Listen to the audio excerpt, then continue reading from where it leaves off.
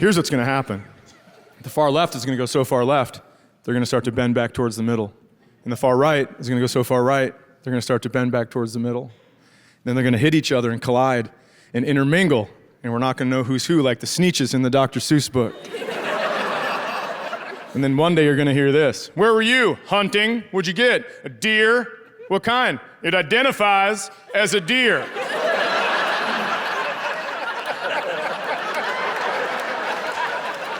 It's gonna be a good day for America. Catch me out on my porch in my rainbow thong, just like, USA, we are back!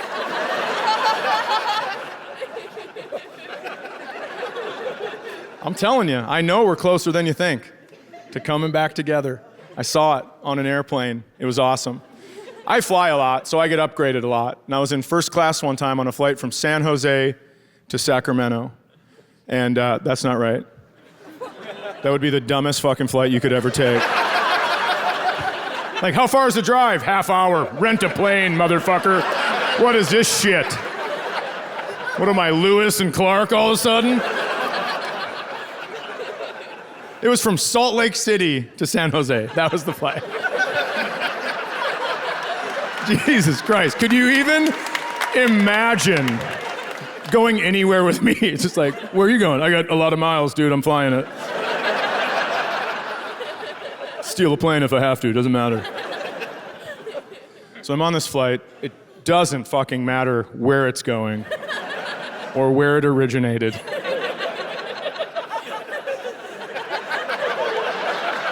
It doesn't. I mean, it doesn't. This has nothing to do with anything. And I'm like, hold on, let me check the flight log. I'll be right back.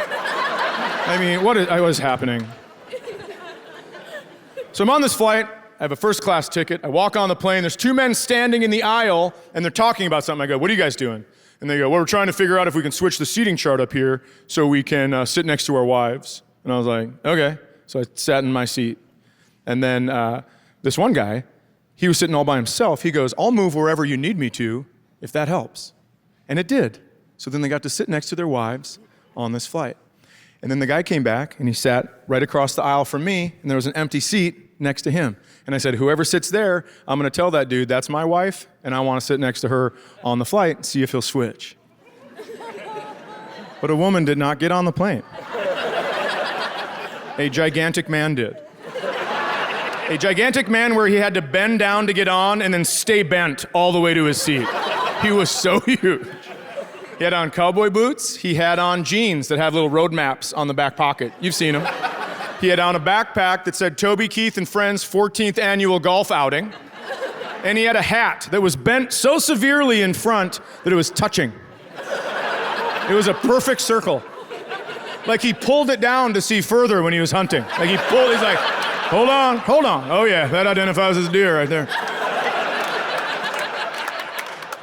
And he's walking back, and I go, no way. And then he goes, that's my seat. And the guy gets up, I go, hey man, you're not gonna believe this. That's my husband. And I'd love to sit next to him during this flight. And the guy turns around and he goes, what? And I was like, oh, he wasn't even on the flight the whole time. How would he have known any of these jokes? I was gonna get on his ass about it. I was gonna be like, have a sense of humor, man. And I was like, how would he know? So I was gonna apologize, go, hey, sorry about that. And then I was gonna explain the rest of what had happened. And he goes, oh, you're sorry? Because I told you out in the gate, we don't have to sit next to each other on the plane. We're gonna be on vacation together for 2 weeks.